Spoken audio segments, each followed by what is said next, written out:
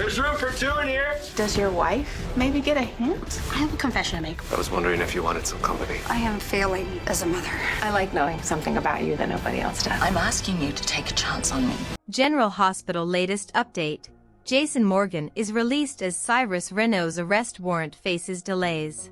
Meanwhile, Elizabeth Baldwin gets a terrifying surprise when Cyrus himself appears at her door. Elsewhere, Chase pulls off a romantic Valentine's Day gesture, and Lucas' love life takes an unexpected turn. Hello everyone, welcome to my channel. I hope everyone is having a wonderful day. After watching these videos, please hit the subscribe button and give this video a thumbs up. General Hospital. Jason walks free as Cyrus arrest warrant delayed. General Hospital spoilers reveals that Jason Morgan, Steve Burton, walked free as Cyrus Renault's, Jeff Kober, arrest warrant was delayed. Elizabeth Baldwin, Rebecca Herbst, also had a terrifying visitor. So here's how it all went down on Tuesday's General Hospital episode. At the Savoy, Trina Robinson, Tabiana Ali, seemed amused over Kai Taylor, Jens Austin Astrup, playing up how great the club was and admitting he pulled strings to get them in. Trina eventually confessed she'd been there before since her dad owned the place. Nearby, Damian Spinelli, Bradford Anderson, stepped in for Maxie Jones, Kirsten Storms, and played Cupid for her since she was under the weather. That led to Spinelli introducing Lucas Jones, Van Hansis, to the attractive deception model that Maxie had in mind. Lucas and Gunther seemed to feel a spark, so Brad Cooper, Parisian, drowned his sorrows and fumed with jealousy nearby. However, Lucas ultimately admitted he hadn't been on a date in a long time and wasn't ready, so Gunther understood and said to call him when that changed. Just when Brad was about to leave, Lucas popped up by the bar and wondered if he wanted some company. As for Harrison Chase, Josh Swickard, he pulled off a big surprise for Brook, Lynn Quartermain, Amanda Setton, by singing her song in a public performance. At Carly Spencer's, Laura Wright, place, Jack Brennan, Chris McKenna, showed up with flowers, which she wanted to put in some water. The faucet suddenly went berserk and sprayed everywhere, so Brennan and Carly ended up all wet. Brennan didn't mind and offered to fix the faucet for Carly, which led to him revealing that his father was a plumber. Carly was impressed when Brennan actually repaired it, so she liked knowing something about him no one else did. At the Quartermain mansion, Lulu Spencer, Alexa Havens-Bruning, brought a box of Valentine's Day cupcakes from Eckert's since they used to be Rocco Falconeri's, Finn Carr, favorite. However, Lulu eventually worried it was a dumb idea since she didn't even know what Rocco liked now that he was a young man. Dante said he tried to get those same cupcakes for Rocco a few years back, but they just reminded Rocco of missing his mom. Now things were different since Lulu was awake, but she felt bad about neglecting Rocco while she was off putting herself in danger for Charlotte Cassadine, Scarlett Fernandez. Dante basically decided he'd been too hard on Lulu before and gave her a pep talk about still being a great mom. After Dante swiped one of the cupcakes for himself, Lulu got in a playful fight with him. Once Dante got icing all over his chin, Lulu cleaned it up with a napkin as the moment became charged between them. At Elizabeth's house, Lucky Spencer, temporarily played by Guy Wilson, met Aidan Weber's, Colin Cassidy, boyfriend, Tobias, Charlie Besso.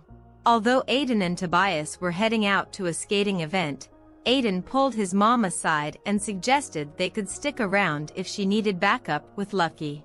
Liz insisted she was fine and planned to eat the cake Aidan made her for Valentine's Day.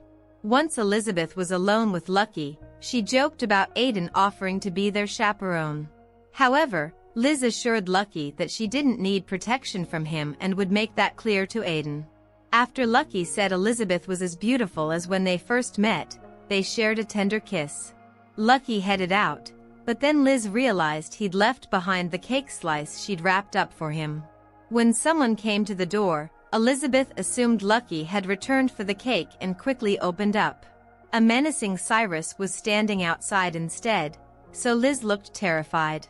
Meanwhile, Felicia Scorpio, Christina Wagner, supported Max Scorpio, John J. York, as he struggled with a bad migraine, seemingly brought on by witnessing the kiss between Jason and Sasha Gilmore Corbin, Sophia Matson. In the interrogation room, Anna Devane, Finola Hughes, said she couldn't hold Jason any longer, but she warned him not to go after Cyrus since she now had enough to arrest him. Since Anna and Jason had developed some trust between them, she worried about how it'd look if he killed Cyrus and got away with it. Unfortunately, Anna got updates over the phone and learned she couldn't get Cyrus' arrest warrant until morning. That news didn't please Jason, who voiced his appreciation for Anna's friendship and never gave her a real answer about his Cyrus plans. General Hospital spoilers say Cyrus is going down one way or another, so we'll bring more predictions on the chaos ahead. Today's next update, Chase surprises Brook Lynn for Valentine's Day, and Elizabeth receives an uninvited visitor. Today on General Hospital, Lucas' date is a bust, Jack surprises Carly, and Trina makes a confession to Kai. Chase is in the shower as Brook Lynn knocks on the door and tells him she doesn't want to be late. He tries to convince her to join him, joking they can be a little late. Lulu questions Dante. In the Quartermaine kitchen, Lulu drops off a box of Valentine's cupcakes from Eckert's for Rocco. Dante says he should be down for those in the morning. Lulu asks where he is. Dante explains he's at a school Valentine's Day skate thing and crashing with a friend tonight. Lulu thinks her idea was a dumb one, and he was just a kid when he liked these cupcakes. Dante says he still does, but to be honest, he got him these same cupcakes a few years ago and he barely touched them. However, it was because they reminded him of her. Lulu realizes she doesn't know her own son anymore. He's so grown up, and all she has is questions. Dante tells her to fire away, so she asks a ton of questions, such as who his first crush was and how he's doing in school. Dante answers them and assures her that she'll catch up in getting to know their son. Lulu realizes Dante was right, and she's been so focused on Charlotte that she neglected Rocco. She feels she's failing as a mother, but Dante says that's not true. He apologizes for making her feel like she was choosing between Charlotte and Rocco. She apologizes for being so stubborn and for not giving Rocco what he needs. Dante says all he needs is his mom. Lulu thinks he needs a better one. Dante says she is all Rocco needs, and she just needs to be here and love him. He says Rocco has a light in his eye again that he hasn't seen since he was a kid, and it's because of her. She thanks him for the pep talk and asks him to make sure Rocco gets the cupcakes. Dante will and says he'll love them. Dante opens the box and thinks one has his name on it. She says, "Don't you dare," and rushes him. Trina and Kai go on a date. At the Savoy, Portia asks Curtis if his wife gets a hint about tonight's surprise performer, but he says she'll have to wait and find out. Trina enters with Kai, and she smiles at her parents. Portia wants to say hello, but Curtis stops her as it's clear she's on a date. Portia is happy for her, as this is a big deal. It's the first time she's seen someone since Spencer. Kai and Trina get a table, and Kai says his teammates say this is the hottest club in town, and he had to pull some strings to get them in. Trina lets him brag a bit before admitting she has a confession to make. She reveals she's been here before, and her dad is the owner. She waves at her parents, who are watching them from the bar.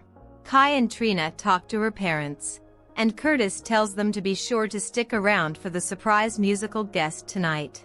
Spinelli is alone and on the phone with Maxie, who is under the weather. He promises to play Cupid for Lucas. Lucas arrives, and Spinelli says Maxie has found him the perfect guy. Brad enters, and Lucas hopes he's not his date. Spinelli assures him it's not Brad, and introduces him to Gunther Erickson, the model. Lucas is tongue-tied by his looks, and Spinelli suggests they grab a table, and he'll fetch them some drinks. From across the bar, Brad sighs when he sees Lucas on a date. Brad drinks at the bar, and Portia tells him not to overdo it as nobody likes a sloppy drunk. Meanwhile, Lucas tells Gunther he hasn't been on a date in a long time, and the only reason he is because of Maxie. Gunther realizes he's not ready, so get his number from Maxie and then call him when he is. Gunther leaves, and Spinelli wonders what is wrong with Lucas. Brook, Lynn and Chase arrive and ask Spinelli where Maxie is. He explains she's sick, and he failed to match Lucas up with Gunther. Meanwhile, as Brad is about to leave, Lucas stops him and asks if he wants some company. They grab a table, and Spinelli spots them and can't believe this is happening. He's over this holiday already and wants to leave. Brook, Lynn says they just got here and asks Chase what his surprise is. Chase tells her to be patient. He then departs to check on her surprise. Portia tells Curtis what a great turnout this night has been and wonders if he's ever considered leaving Aurora and coming back here. Curtis says he loves the Savoy, but Aurora gives him the challenge he needs. Nneka interrupts and tells Curtis she believes it's time for their performer. Chase puts on a show. Curtis takes to the stage to introduce their guest performer, the one and only Chase. Chase tells the audience that his singing career was brief, but he met his wife doing it. He sings a song that Brook, Lynn wrote, which touches her. At Carly's, she yells to the girls to help her clean up the mess from making cookies, but they don't respond. Jack arrives with flowers and wine for Carly. She tells him the flowers are beautiful and goes to put them in water. When she turns on the faucet, it breaks, sending water spraying everywhere. Jack rushes to stop the leak and ends up soaked. She says she's so sorry. Now, her kitchen is a real mess. Carly thinks she'll never get a plumber at this hour, and he agrees but suggests if he can disarm a bomb, he can fix her plumbing. Jack manages to fix her sink and admits his dad was a plumber who taught him a few tricks over the years. She likes getting to know the side of him that nobody else knows. Eventually, they break out the wine and share a drink. Lucky, temporarily played by Guy Wilson, meets with Liz outside her place. They head in, and he asks how it went with Anna. Liz says she is going to run with the evidence and arrest Cyrus. They notice a Valentine's Day cake on the table, and Aiden appears with Tobias and wishes them a happy Valentine's Day. He made his mom a cake as usual, but he wasn't expecting to see his dad, so he introduces him to Tobias. Liz tells him this case looks amazing, and she asks if he's going to have some with them. Aiden says he and Tobias were actually headed to the Valentine's Day skate. Aiden pulls his mom aside and tells her they don't have to go to the skate party if she needs him to stay to make her more comfortable. Liz assures him that she will be fine and to go have fun. Liz and Lucky kiss. Tobias and Aiden head out, and Liz tells Lucky their son offered to stay home and be their chaperone. Lucas wonders if Aiden is worried they are getting too close, or is questioning his intentions. Liz says he's just being protective, and he's the only one of her boys who is still living here. Lucky gets it, he hasn't been around, and their son is worried she could get hurt on his watch. Liz assures him that she'll make it clear she doesn't need protecting from him. Later, Liz wraps the cake leftovers up, and Lucky tells her she is just as beautiful as the day they met. He pulls her into a kiss. She later sees Lucky out, but then there is a knock at the door. She thinks it's Lucky back for some leftover cake, opens it, and finds it's Cyrus. Felicia tends to Mac in his office, as he has been stricken with a migraine over witnessing Sasha and Jason's kiss. He thinks that Jason took advantage of Sasha due to her heartbreak over Cody and knocked her up. Felicia tells them they both know the heart wants what the heart wants, and Sasha's may want Jason. Mac can't handle it. Felicia assures Mac that Sasha will be okay, and they'll make sure of it. Anna sets Jason free. Anna visits Jason in the PCPD interrogation room. She has to release him as his 48 hours are up, but first wants to convince him not to kill Cyrus the minute he leaves. She informs Jason she is waiting on a warrant for Cyrus' arrest and hopes the judge signs off on it tonight. She has the evidence to connect Cyrus to multiple murders, so they can get justice for Sam, if he lets her do her job. She asks him not to kill Cyrus for her sake. Anna says they've become friends, which is clear to a lot of people. So, if Cyrus disappears, then it will perpetuate there are people above the law based on their friendship or relationship with her. She can't lose the people's faith or that of her officers. Jason understands, but that doesn't matter when they are talking about the bastard who murdered Sam. She understands, but asks him to have faith in her. Anna says she has compromised herself more than she expected at this point in her life. He says he has put his life in her hands and doesn't do that with many people. Anna says that's her point, that people know they are friends, so if he kills Cyrus then people will suspect she helped him or covered it up for him. Anna then gets a call, and the judge won't sign off until the morning. Jason tells Anna whatever happens to Cyrus that her officers will still respect her.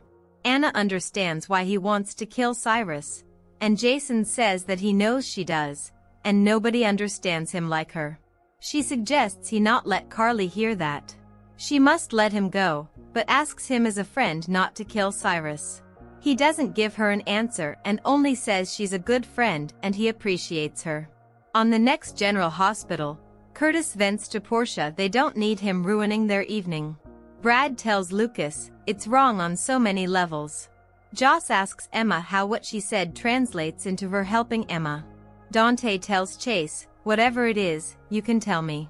Lulu lashes out at Brook Lynn that if she isn't getting what she wants then it is her fault. Cyrus tells Liz, I'm afraid this can't wait. Thanks for watching this videos. Please hit the subscribe button for more updated news.